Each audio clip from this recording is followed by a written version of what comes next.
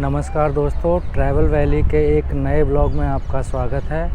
आज मैं आया हूँ जंतर मंतर, जो सवाई राजा जय सिंह ने बनवाया था करीबन 18वीं सेंचुरी में। और केवल दिल्ली में ही नहीं, उन्होंने उज्जैन में, बनारस में, जयपुर में और मथुरा में भी बनवाया था। अब मथुरा वाला जो जंतर मंतर है, जो वेधशाला है, अब वहाँ पर मौजूद नहीं है, बाकी सारे मौजूद हैं। और जयपुर का, जैसा कि आप लोग जानते हैं, काफ़ी फेमस भी है। तो इस ब्लॉग में मैं जंतर मंतर ही आपको दिखाऊंगा। और चलिए फिर वीडियो की शुरुआत करते हैं।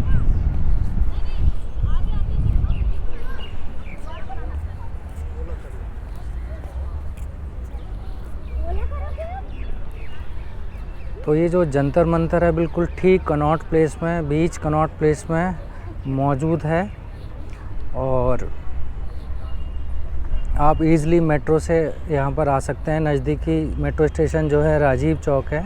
यहाँ पर 25 रुपये का टिकट लगता है अगर आप कैश में लेते हैं, और ऑनलाइन पेमेंट करते हैं तो वो 20 रुपीज़ में ही मिल जाता है। कैमरे का जो चार्जेस है वो 25 रुपीज़ है। आसपास की सराउंडिंग्स दिखाता हूँ आपको। सामने देखिए द पार्क होटल दिख रहा है आपको। तो राजीव चौक से बिल्कुल वॉकिंग डिस्टेंस है, बहुत ज़्यादा दूर नहीं है। मुश्किल से राजीव चौक से आपको 5 या 6 मिनट लगेंगे पैदल आने में यहाँ पर। अब यहाँ पर मैथमेटिकल कैलकुलेशन और एस्ट्रोनॉमिकल कैलकुलेशन कैसे होती थी, तो ये तो मैं ज़्यादा आपको बता नहीं पाऊँगा, लेकिन हाँ फिर भी कोशिश करता हूँ कि अगर यहाँ पर कुछ लिखा होगा तो बता देता हूँ। देखिए कितना सुंदर तोता बैठा हुआ है सामने।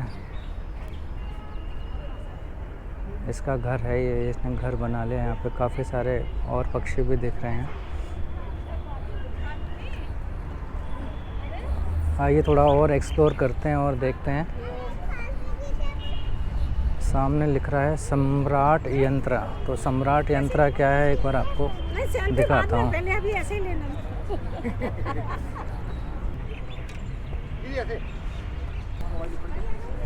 तो बेसिकली मैंने पढ़ के यही जाना है कि दिन के किसी भी समय सूरज की रोशनी के आधार पर और सूरज की रोशनी से जो छाया बन रही है, परछाई बन रही है, उसके आधार पर उस समय का, दिन का सही समय बताया जा सकता है। तो ये उसी आधार पर ये स्ट्रक्चर बने हुए हैं। तो जितना लिखा था वो कोशिश के, सामने एक बोर्ड और है, तो वहाँ चल के एक बार देखते हैं कि उस पर क्या लिखा हुआ है। वैसे बीच कनॉट प्लेस में बड़ी अच्छी जगह है ये। अगर आप सीपी घूमने आते हैं तो देख सकते हैं, आपको देख के अच्छा लगेगा। यहाँ पर भी एक लिखा है मिश्र यंत्र, यानी यहाँ पर कई सारे स्ट्रक्चर हैं जो अलग अलग चीज़ों के लिए बने हुए हैं, अलग अलग स्टडीज़ के लिए। तो दोस्तों, हम जंतर मंतर पर, जैसा कि ब्लॉग में आप देख रहे हैं, प्रदीप जी हमें मिले हैं, मिस्टर प्रदीप सिंह। तो आइए एक बार जानते हैं उनके बारे में। तो प्रदीप जी, आप यहीं दिल्ली में रहते हैं? एक्चुअली मैं रहता तो राजस्थान हूँ, अलवर, और मैं अभी गुजरात से आ रहा हूँ। गुजरात में जॉब कर रहा हूँ, तो यहाँ पे ऑफिस के काम से ही आया था। तो आज थोड़ा फ्री था तो मैं सोचा, दिल्ली में पहले भी रहा हूँ मैं यहाँ पे। तो दिल्ली में एक्चुअली मैं पहले भी रहा हूँ। यहाँ पे 2 साल मैं यूपीएससी की प्रिपरेशन कर रहा था। तो लेकिन मैं दिल्ली में यहाँ पे आया नहीं कभी। आता था, बाहर आता था तो लोग बोलते थे यार कुछ अंदर है नहीं है इतना। दोस्तों के साथ भी आया था तो ऐसा लगा कि कुछ नहीं है तो क्या करेंगे घूम के अंदर। तो आज मैं आया हूँ, थोड़ा एक्सप्लोर कर रहा हूँ। तो आज आया हूँ तो अच्छा लग रहा है। तो एक्चुअली इसका जो हिस्ट्री था उसमें, तो कुछ जानते हैं यहाँ के बारे में? बिल्कुल बिल्कुल। एक्चुअली इसका जो हिस्ट्री था वो टोटल 5 सौर वेधशालाएँ। ये एक्चुअली क्या है कि सोलर सिस्टम पे डिपेंड है पूरा। सौर वेधशालाएँ बनाई थी, जिसको हम भूल भुलैया बोलते हैं एक नॉर्मल लैंग्वेज में। तो ये 5 वेधशालाएँ बनाई थी। स्वाई जयसिंह, जो स्वाई जयसिंह के जो लड़के थे, माधो सिंह, उन्होंने 5 वेधशालाएँ बनाई थी। उसमें से अभी एक जो मथुरा वाली है वो डिमोलिश हो चुकी है, मतलब थोड़ा उसका रखरखाव इतना नहीं है, तो नष्ट हो चुकी है। तो ये दिल्ली में है। दिल्ली में अपना राजीव चौक मेट्रो स्टेशन के पास में है, ज़्यादा नियरेस्ट है। तो आप आइए यहाँ पे, अच्छा है काफ़ी, एक हिस्टोरिकल वे में। हाँ, अगर आप बिल्कुल, बिल्कुल। जो लोग वीडियो देख रहे हैं, जो आप लोग उनके लिए वीडियो बता देख रहे हैं सकते वो ज़रूर आइए, क्योंकि क्या है कि अगर आप कुछ गवर्नमेंट जॉब की प्रिपरेशन कर रहे हो, आपको नॉलेज लेना है, तो उसके लिए अच्छा है, आपको अच्छा नॉलेज मिलेगा। यहाँ पे पूरा लिखा भी है उसके बारे में, अगर आप नहीं जानते हो तो। Thank you sir. हाँ जी, हाँ जी, हाँ जी।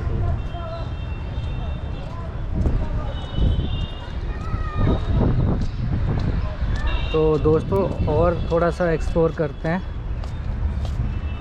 कुछ जो स्ट्रक्चर्स हैं वो आपको दिखाएंगे अभी लोग। वैसे इंटरनली एक्सप्लोर कर देंगे। इंटरनली तो है, जाने देते हैं यहाँ पर।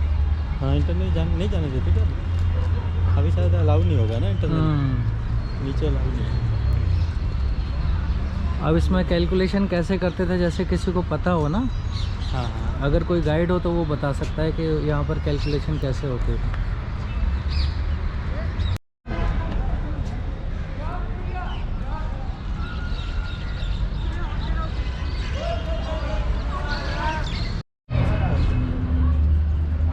जैसा कि आप देख सकते हैं, मैं वीडियो तो बना रहा हूँ, लेकिन क्या है कि यहाँ पर ना माइक और जो स्टिक्स होती है ना, होल्डिंग स्टिक, वो अलाउड नहीं है। तो उसकी वजह से हो सकता है कि आवाज़ साफ ना आ रही हो, क्योंकि बैकग्राउंड वॉइस भी आती है। और साथ में एक चीज़ और है कि नॉइज़ काफ़ी रहते हैं यहाँ पे, तो हो सकता है कि सही आवाज़ ना आ रही हो, तो उसके लिए माफ़ कीजिएगा, क्योंकि यहाँ पर माइक अलाउड नहीं है। बाकी मैं कोशिश करूँगा कि ये स्ट्रक्चर्स कैसे बने आपको पास से दिखाने की, और अगर कोई गाइड मिलता है तो मैं कोशिश करूँगा कि उनसे बात हो और थोड़ा वो इन स्ट्रक्चर्स के बारे में समझा पाएँ।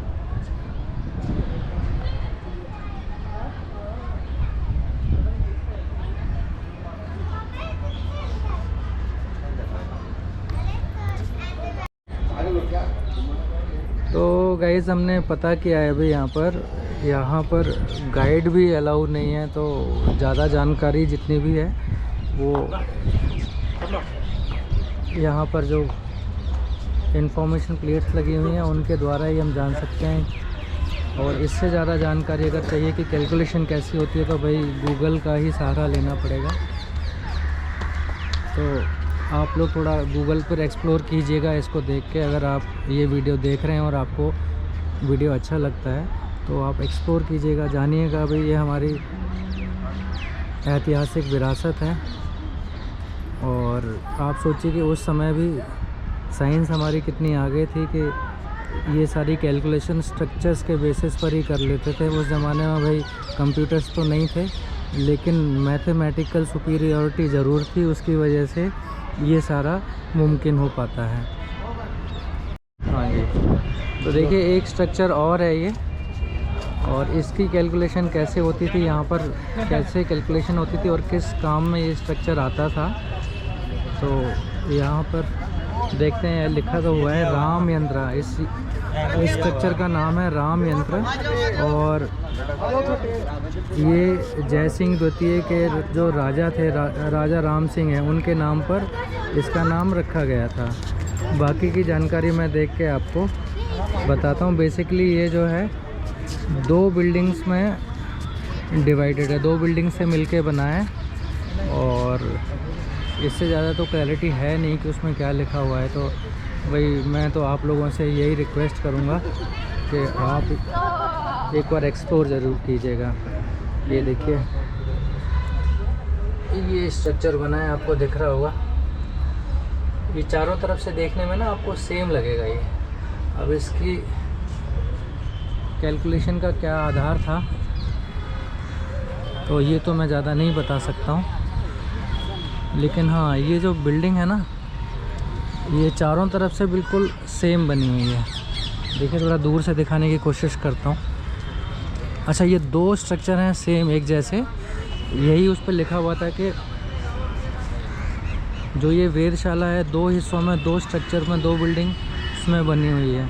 तो प्रॉपर कैलकुलेशन क्या है ये तो मैं नहीं बता पाऊँगा, मैं माफ़ी चाहता हूँ इसके लिए। लेकिन हाँ, अगर आपको एक्सप्लोर करना है और थोड़ी बहुत जानकारी लेके पढ़ के आते हैं ना, तो समझने में बड़ी आसानी मिलती है। तो ये पूरा एरिया है इस जगह का, ये पूरा जो जंतर मंतर का एरिया है वो ये मैं आपको दिखाता हूँ। आपको पीछे LIC की रेड कलर की बिल्डिंग दिख रही होगी। वैसे बहुत बड़ा एरिया नहीं है ये, तो उस समय जो बनाया गया था तो हो सकता है कि उस समय काफ़ी बड़े एरिया में ये हो, और धीरे धीरे ये केवल स्ट्रक्चर्स वाली जगह ही रह गई। दूसरी साइड से एक बार कोशिश करता हूँ दिखाने की आपको, दूसरी साइड ले चलता हूँ आपको।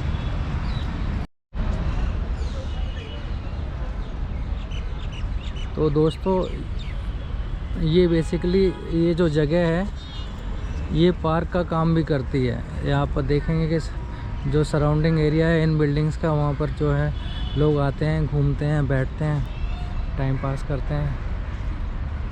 और जिन लोगों को ऐतिहासिक धरोहरों में थोड़ी बहुत रुचि होती है वो इनको देखने आते हैं, समझने आते हैं।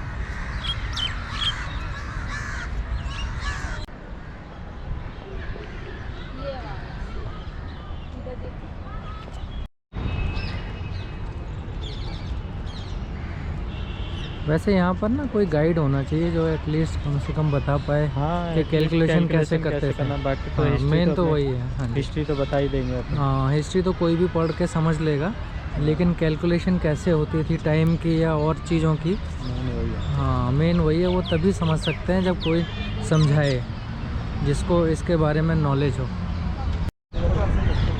तो दोस्तों आज का व्लॉग आपको कैसा लगा बताइएगा ज़रूर। और ज़्यादा तो आपको जानकारी दे नहीं पाया हूँ इसमें, लेकिन जितना हो सका उतनी जानकारी दी। और मिलते हैं फिर नए ब्लॉग में।